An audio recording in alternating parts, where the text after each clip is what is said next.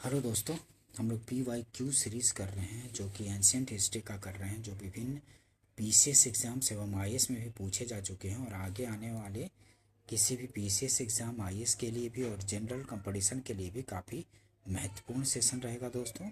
General में जैसे railway, SSC, banking, BSSC, inter level, graduate level, Bihar दरोगा एवं BPSC के थ्रू जो टीचर्स का एग्ज़ाम लिया जाता है एवं अन्य स्टेट में भी टीचर्स का जो एग्ज़ाम होता है उसके लिए भी काफ़ी महत्वपूर्ण रहेंगे, या जिस भी एग्ज़ाम्स में जहाँ पे जनरल और स्टडीज़ से क्वेश्चन पूछे जाते हैं उसके लिए काफ़ी महत्वपूर्ण रहेगा। एंशिएंट हिस्ट्री का क्वेश्चन कर रहे हैं, चलिए स्टार्ट करते हैं।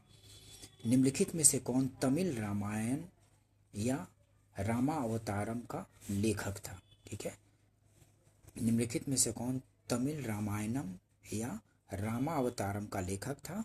तो वो थे कंबन। ठीक है, ध्यान रखेंगे। निम्नलिखित में से कौन तमिल रामायणम या रामावतारम का लेखक था? तो वो था कंबन। ये आंसर हो जाएगा।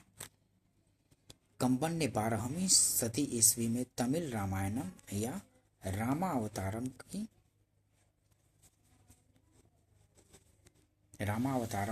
रचना तमिल भाषा में की थी। ठीक है, ध्यान रखेंगे।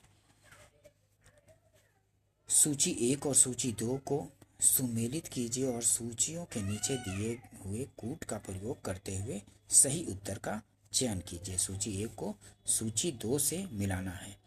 ठीक है, तो गुप्त देवगढ़ से, गुप्त किससे संबंधित है? तो गुप्त देवगढ़। चंदेल किससे? तो खजुराहो। चंदेल किससे? खजुराहो से। चालुक्य किससे? तो चालुक्य बादामी के, चालुक्य थे बादामी के। और पल्लव किसके? तो पनमलय के।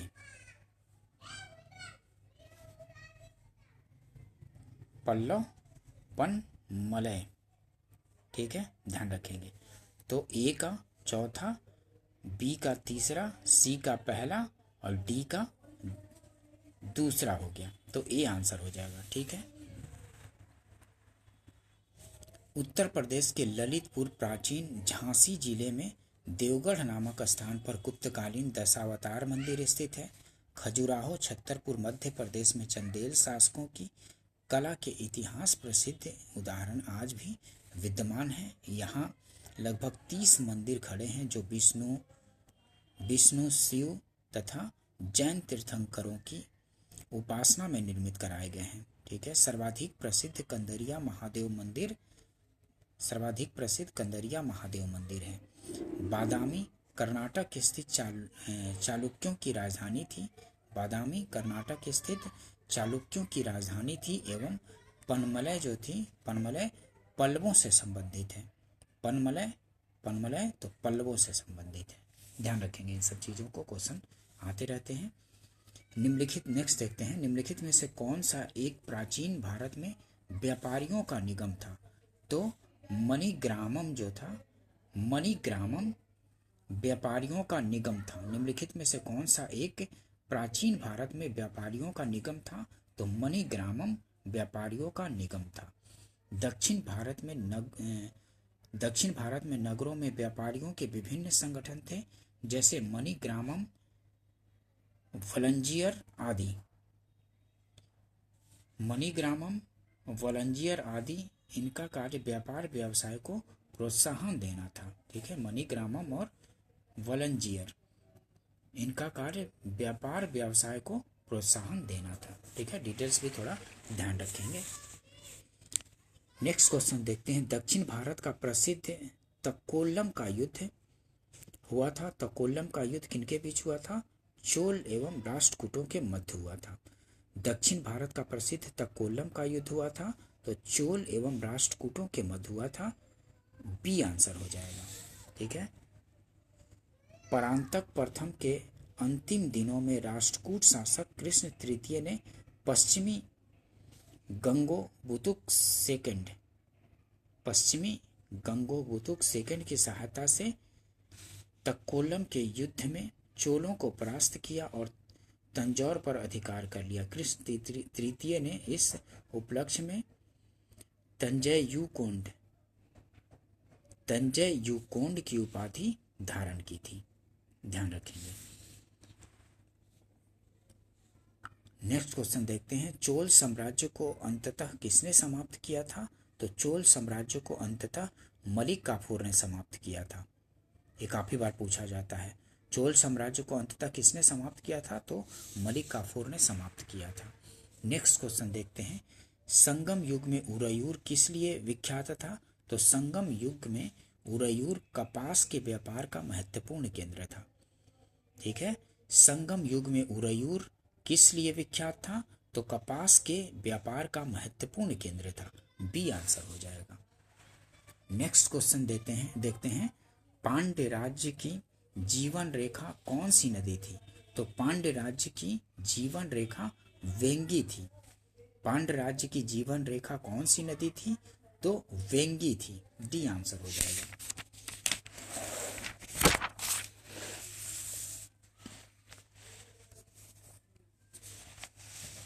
निम्नलिखित में से कौन से संगम पतन पश्चिमी तट पर स्थित है? नीचे दिए गए कूट से उत्तर चुनिए। ठीक है, तो पश्चिमी तट पर कौन से संगम पतन, मतलब संगम काल का जो पतन है बंदरगाह, पश्चिमी तट पर स्थित कौन कौन सा है? तो तोंडी और मुसीरी जो है, तीसरा और चौथा सी आंसर हो जाएगा। तोंडी और मुसीरी जो है पश्चिमी तट पर स्थित बंदरगाह है संगम युग का। कौन सी संगम पतन पश्चिमी तट पर स्थित है? तो कौन से? तोंडी और मुसीरी जो थे पश्चिमी तट पर स्थित है। सी आंसर हो जाएगा। एक अज्ञात ग्रीक नाविक द्वारा रचित प्रसिद्ध पुस्तक पेरिप्लस ऑफ द एरिथ्रियन सी में प्राचीन काल के विभिन्न बंदरगाहों की सूची मिलती है। इसमें नौरा, तोंडी, मुसीरी और नेलीसंडा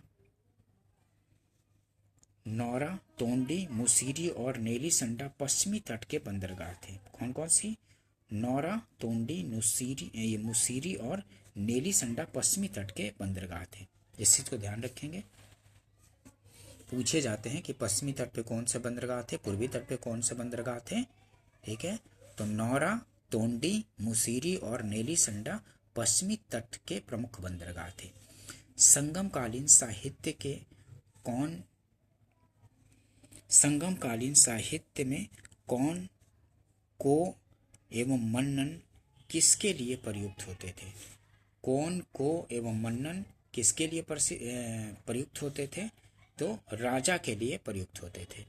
संगमकालीन साहित्य में कौन, को एवं मन्नन किसके लिए प्रयुक्त होते थे? तो राजा के लिए प्रयुक्त होते थे। डी आंसर हो जाएगा।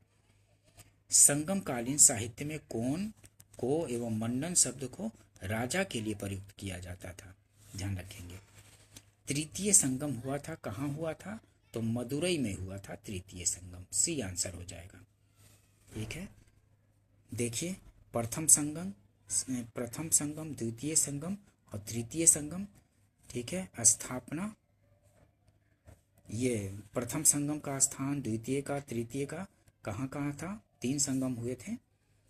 संगम का तात्पर्य क्या है? संगम का तात्पर्य कवियों की गोष्ठी से है। इन गोष्ठियों संगमों में कवियों द्वारा रचा गया साहित्य संगम साहित्य कहलाता है। संगम युग में दक्षिण भारत में पांड्य राजाओं के संरक्षण में 3 संगम आयोजित किए गए थे। ठीक है, 3 संगम आयोजित किए गए थे पांड्य राजाओं के संरक्षण में। ठीक है, प्रथम का स्थान कहाँ था? मदुरै था। दूसरा का कपाटपुरम अलैवाई। ठीक है, दूसरा कहाँ? कपाटपुरम में। और तीसरा कहाँ? तीसरा भी मदुरई में हुआ था। ठीक है, पहले की अध्यक्षता किसने की थी? अगस्त ऋषि ने। दूसरे के भी अगस्त ऋषि ने। और तीसरे की अध्यक्षता किसने की थी? नकीरर ने की थी। ध्यान रखेंगे इसकी। पहला और दूसरा का तो अगस्त ऋषि कर दिए थे अध्यक्षता, और तीसरे में नकीरर थे। और पहला जो संगम हुआ था, पहला संगम वो मदुरई में हुआ था, और तीसरा भी मदुरई में हुआ था। दूसरा कहाँ हुआ था? तो कपाटपुरम में हुआ था। ठीक है, पहला मदुरई, दूसरा कपाटपुरम और तीसरा मदुरई में। ध्यान रखेंगे, डिटेल्स को थोड़ा पूछे जाते हैं। नेक्स्ट क्वेश्चन देखते हैं दोस्तों। किस ऋषि के बारे में कहा जाता है कि उन्होंने दक्षिण भारत का आर्यीकरण किया, उन्हें आर्य बनाया? तो अगस्त ऋषि के बारे में कहा जाता है। किस ऋषि के बारे में कहा जाता है कि उन्होंने दक्षिण भारत का आर्यीकरण किया, उन्हें आर्य बनाया? तो अगस्त ऋषि के बारे में। बी आंसर हो जाएगा। ठीक है, नेक्स्ट क्वेश्चन देखते हैं।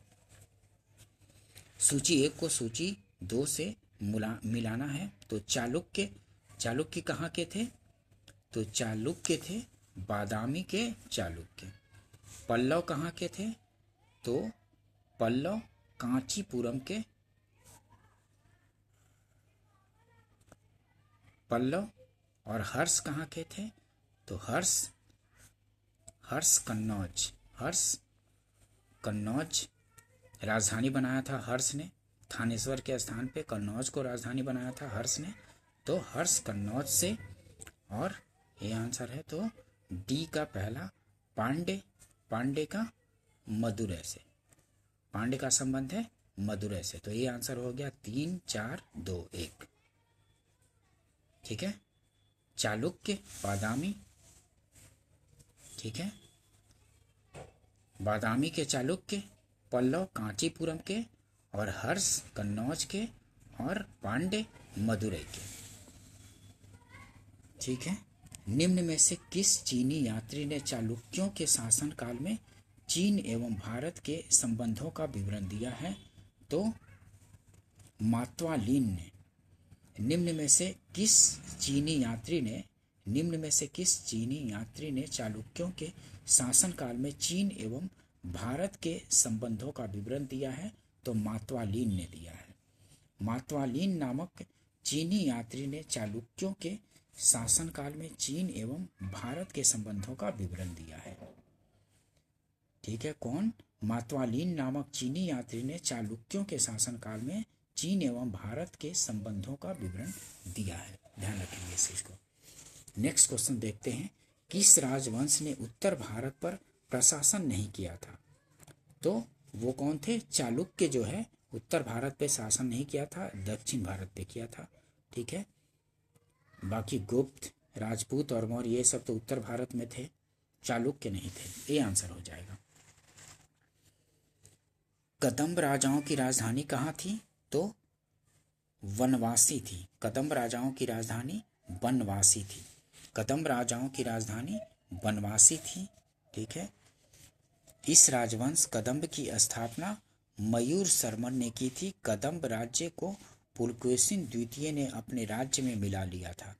ठीक है, कदंब राज्य को पुलकेशिन द्वितीय ने अपने राज्य में मिला लिया था। उल्लेखनीय है कि तंजौर चोलों की, कांची पल्लवों की एवं बादामी चालुक्यों की राजधानी थी। ध्यान रखेंगे, तंजौर चोलों की राजधानी, कांची पल्लवों की राजधानी और बादामी चालुक्यों की राजधानी थी। पूछे जाते हैं राजधानी, ध्यान रखेंगे। दक्षिण भारत के किस वंश के राजा ने रोम राज्य में एक दूत 26 ईस्वी पूर्व में भेजा था? ठीक है, दक्षिण भारत के किस वंश के राजा ने रोम राज्य में एक दूत 26 ईस्वी पूर्व में भेजा था? तो पांडे ने भेजा था। दक्षिण भारत के किस वंश के राजा ने? तो पांडे वंश के राजा ने रोम राज्य में एक दूत 26 ईस्वी पूर्व में भेजा था, पांडे राजवंश ने। सी आंसर हो जाएगा। ठीक है, दक्षिण भारत के पांडे वंश के राजा ने रोम राज्य में एक दूत 26 ईस्वी पूर्व में भेजा था। पांडे वंश के शासकों ने भारतीय इतिहास में सबसे लंबी अवधि 200 ईस्वी पूर्व से 1378 ईस्वी तक भारत के दक्षिणी हिस्से पर शासन किया। इनकी राजधानी मदुरै थी। ठीक है, पांडे राज्य की राजधानी कहाँ थी? तो मदुरै थी। ध्यान रखेंगे। मीनाक्षी मंदिर स्थित है कहाँ? तो मदुरै में स्थित है। ये आंसर हो जाएगा। मीनाक्षी मंदिर मदुरै में स्थित है, ये आंसर होगा। नेक्स्ट क्वेश्चन देखते हैं। मीनाक्षी मंदिर यहाँ अवस्थित है, तो मदुरै में अवस्थित है। सी आंसर होगा। ठीक है, सुमेलित करना है। तो मीनाक्षी मंदिर कहाँ है? तो पता है आप लोग को, मीनाक्षी मंदिर मदुरई में स्थित है, बालाजी विश्वनाथ की, बालाजी विश्वनाथ ने बनवाई होगी। मीनाक्षी मंदिर मदुरई, बालाजी विश्वनाथ। वेंकटेश्वर मंदिर कहाँ है? तो वेंकटेश्वर मंदिर तिरुमाल आंध्र प्रदेश में, वेंकटेश्वर मंदिर तिरुमाल आंध्र प्रदेश में। महाकाल मंदिर, बी आंसर है, महाकाल मंदिर उज्जैन में, महाकाल मंदिर उज्जैन में। और बेलूर मठ कहाँ है? बेलूर मठ हावड़ा पश्चिम बंगाल में, बेलूर मठ हावड़ा पश्चिम बंगाल में। बी आंसर हो गया 2, 1, 4, 3। मीनाक्षी मंदिर का निर्माण पांड्यों ने अपनी राजधानी मदुरई में करवाया था। महाकाल मंदिर उज्जैन में तथा वेंकटेश्वर मंदिर तिरुमाल आंध्र प्रदेश में स्थित है। वेलूर मठ में राधा कृष्ण मिशन की स्थापना, वेलूर मठ में राधा कृष्ण मिशन की स्थापना 1897 ईस्वी में कोलकाता पश्चिम बंगाल में स्वामी विवेकानंद द्वारा की गई थी। ठीक है, बेलूर मठ में रामकृष्ण मिशन की स्थापना 1897 में कोलकाता पश्चिम बंगाल में स्वामी विवेकानंद द्वारा की गई थी। ठीक है, ये भी क्वेश्चन पूछे जाते हैं। रामकृष्ण मिशन की स्थापना कब की गई थी? तो 1897 में। किसके द्वारा? तो स्वामी विवेकानंद द्वारा। ठीक है, पूछे जाते हैं क्वेश्चन, रिपीट होते हैं काफ़ी बार, इसलिए ध्यान रखेंगे। इतिहास के प्राचीन साहित्य एवं साहित्यकार से संबंधित क्वेश्चन देखते हैं दोस्तों, इससे भी क्वेश्चन पूछे जाते हैं काफ़ी।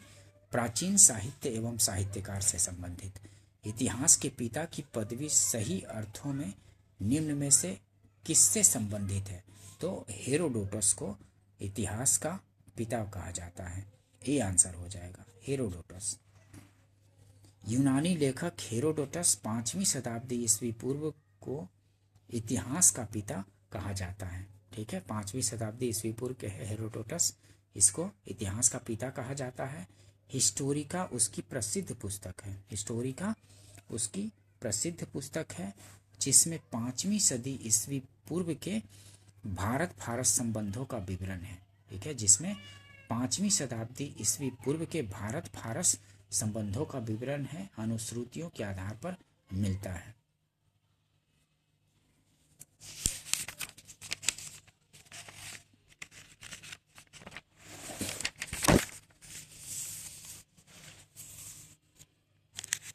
नेक्स्ट क्वेश्चन देखते हैं। मुद्रा राक्षस का लेखक निम्न में से कौन है? तो विशाख दत्त है, बी आंसर हो जाएगा।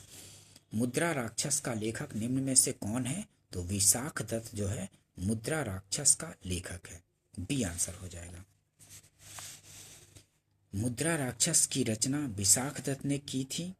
इस ग्रंथ से मौर्य इतिहास मुख्यतः चंद्रगुप्त मौर्य के जीवन पर प्रकाश पड़ता है। इसमें चंद्रगुप्त मौर्य को ब्रिसल तथा कुलहीन कहा गया है। धुंडीराज ने मुद्रा राक्षस पर टीका लिखी है, धुंडीराज ने मुद्रा राक्षस पर टीका लिखी है। नेक्स्ट क्वेश्चन देखते हैं। निम्नलिखित साहित्य की शास्त्रीय पुस्तकों में से कौन गुप्त काल में लिखी गई थी? निम्नलिखित साहित्य की शास्त्रीय पुस्तकों में से कौन गुप्त काल में लिखी गई थी? तो गुप्त काल की कौन सी पुस्तक है देखना है। तो अमरकोश, कामसूत्र, मेघदूत और मुद्रा राक्षस, चारों हैं गुप्त काल में लिखी गई हैं। ठीक है, अमरकोश, कामसूत्र, मेघदूत और मुद्रा राक्षस चारों गुप्त काल की हैं। ठीक है, डी आंसर हो जाएगा। अमर सिंह द्वारा रचित अमरकोश, वात्स्यायन द्वारा कृत कामसूत्र, कालिदास कृत मेघदूत एवं विशाख दत्त कृत मुद्रा राक्षस, से चारों रचनाएं गुप्त काल की हैं, गुप्तकालीन हैं, ध्यान रखेंगे। 10 कुमार चरित के रचनाकार थे। तो 10 कुमार चरित के रचनाकार थे दंडिन। ठीक है, काफी बार पूछा जाता है 10 कुमार चरित के लेखक कौन थे? तो दंडिन थे, ध्यान रखेंगे इसके बारे में भी। और ये देखिए ये अमर सिंह द्वारा रचित अमरकोश, ये भी पूछे जाते हैं। अमर सिंह द्वारा रचित अमरकोश, वात्स्यायन द्वारा कामसूत्र, कालिदास के द्वारा लिखी गई मेघदूत, ठीक है, और विशाख दत्तकृत मुद्रा राक्षस से भी पूछे जाते हैं। ध्यान रखेंगे इन सब चीज़ों को।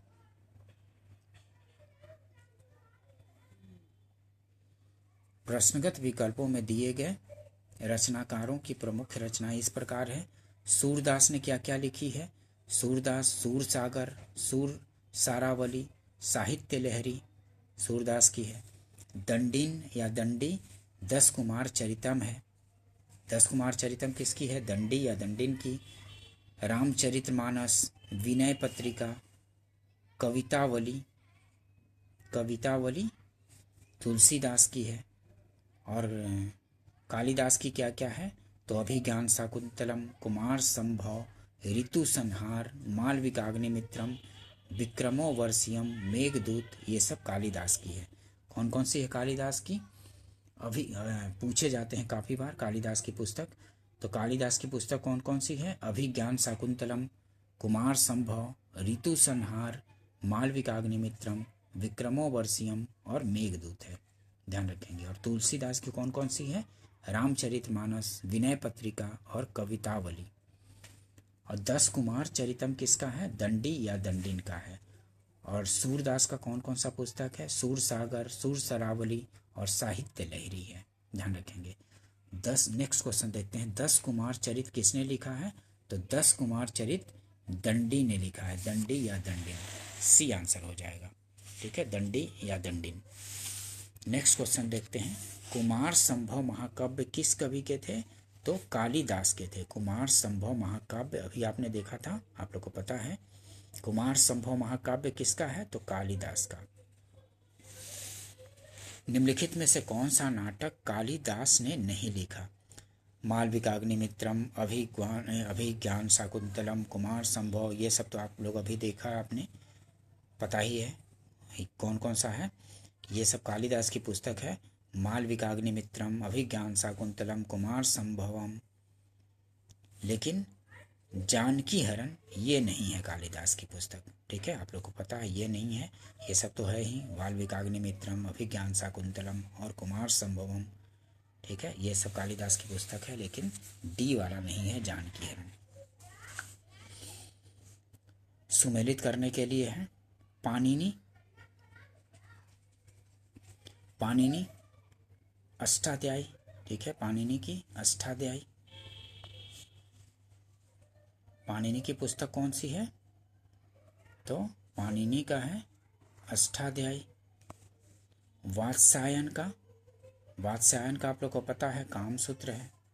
वात्स्यायन का कामसूत्र। चाणक्य का अर्थशास्त्र आप लोग को अच्छे से पता है कि चाणक्य का अर्थशास्त्र है चाणक्य का। और कलहन का है, तो कलहन का राजतरंगिणी है। ठीक है, पाणिनि का अष्टाध्यायी, वात्स्यायन का कामसूत्र, चाणक्य का अर्थशास्त्र और कलहन का राजतरंगिणी। तो ए का तीसरा, बी का पहला, सी का चौथा और डी का दूसरा। तो ए हो गया आंसर। ध्यान रखेंगे इन चीज़ों को। काफ़ी बार पुस्तक से क्वेश्चन पूछे जाते हैं। कलहन की पुस्तक का नाम क्या है? तो कलहन का आप लोग को पता है राजतरंगिणी है। डी आंसर हो जाएगा। कलहन की पुस्तक राजतरंगिणी है, डी आंसर होगा। नेक्स्ट देखते हैं। कलहन द्वारा रचित राजतरंगिणी निम्नलिखित में से किससे संबंधित है? तो कलहन द्वारा राजतरंगिणी जो लिखी गई है कश्मीर के इतिहास से संबंधित है। कलहन द्वारा रचित राजतरंगिणी निम्नलिखित में से किससे संबंधित है? तो कश्मीर के इतिहास से संबंधित है, सी आंसर हो जाएगा। अष्टाध्यायी किसके द्वारा लिखी गई है? तो अष्टाध्यायी जो है पाणिनि द्वारा लिखी गई है, बी आंसर हो जाएगा। अष्टाध्यायी किसके द्वारा लिखी गई है? तो पाणिनि द्वारा लिखी गई है, बी आंसर होगा। ठीक है, लेखक और रचनाएं से संबंधित देखते हैं। भारवी की रचनाएं क्या है? तो भारवी का है किरातार्जुनीयम। भारवी का है किरातार्जुनीयम। हर्ष का क्या है? तो हर्ष का है नागानंद। हर्ष का है नागानंद। कालिदास का क्या है? तो कालिदास का आप लोग को पता है मालविकाग्नि मित्रम कालिदास का है, ठीक है। मालविकाग्नि मित्रम कालिदास का, और राजशेखर का है कर्पूर मंजरी, राजशेखर का कर्पूर मंजरी, ठीक है। तो ए का दूसरा, बी का चौथा, सी का तीसरा और डी का पहला, ठीक है। डी आंसर है। एक बार फिर से देख लीजिए, याद कर लीजिए। भारवी का किरात अर्जुनियम, ये सब पूछे जाते हैं तो इसको ठीक से ध्यान से करेंगे, ठीक है। भारवी का किरात अर्जुनियम, हर्ष का नागानंद, कालिदास का मालविकाग्निमित्रम, राजशेखर का कर्पूर मंजरी, ठीक है। नेक्स्ट क्वेश्चन देखते हैं दोस्तों। विशाख दत्त, ये सूची को मिलान करना है 1 को 2 से। तो विशाख दत्त क्या है? नाटक, बराहमिहिर क्या है? तो खगोल विज्ञान से संबंधित है बराहमिहिर खगोल विज्ञान से संबंधित है, सी आंसर है। तो बी का तीसरा। चरक क्या है? तो चरक चिकित्सक थे, चरक चिकित्सा से। और ब्रह्मगुप्त क्या थे? तो ब्रह्मगुप्त गणित से संबंधित। विशाख दत्त नाटक से, बराहमिहिर खगोल विज्ञान से, चरक चिकित्सा से और ब्रह्मगुप्त गणित से। तो सी आंसर हो जाएगा, ध्यान रखेंगे। विशाख दत्त क्या थे? तो नाटककार थे। मुद्रा राक्षस इनकी प्रसिद्ध रचना है। इनके देवी चंद्रगुप्तम नाटक से रामगुप्त की ऐतिहासिकता पर प्रकाश पड़ता है। बराहमिहिर गुप्त योगिन खगोल शास्त्री थे। बृहजातक, पंच सिद्धांतिका, बृहद संहिता आदि इनके प्रमुख ग्रंथ हैं। चरक कनिष्क के दरबार में राजवैद्य थे। चरक संहिता चिकित्सा संबंधी शास्त्र है। ये चरक संहिता चिकित्सा संबंधी शास्त्र इनकी प्रसिद्ध कृति है। ब्रह्मगुप्त प्रसिद्ध गणितज्ञ थे। ब्रह्मगुप्त जो थे प्रसिद्ध गणितज्ञ थे। इन्होंने ब्रह्म स्फुट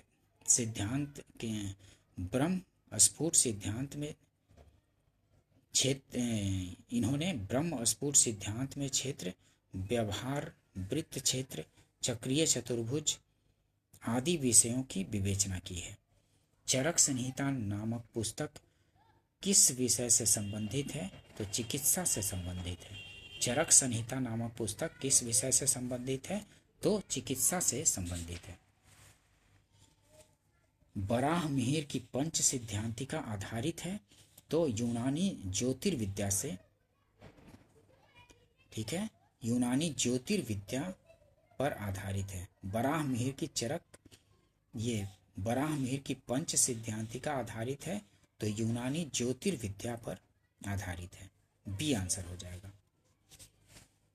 बराहमिहिर की पंच सिद्धांतिका दिए गए विकल्पों में से यूनानी ग्रीक ज्योतिर्विद्या पर आधारित है।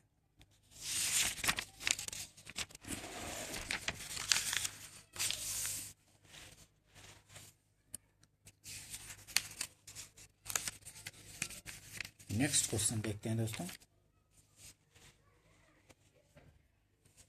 निम्नलिखित में कौन सही सुमेलित नहीं है? तो सुबंधु कादंबरी नहीं है।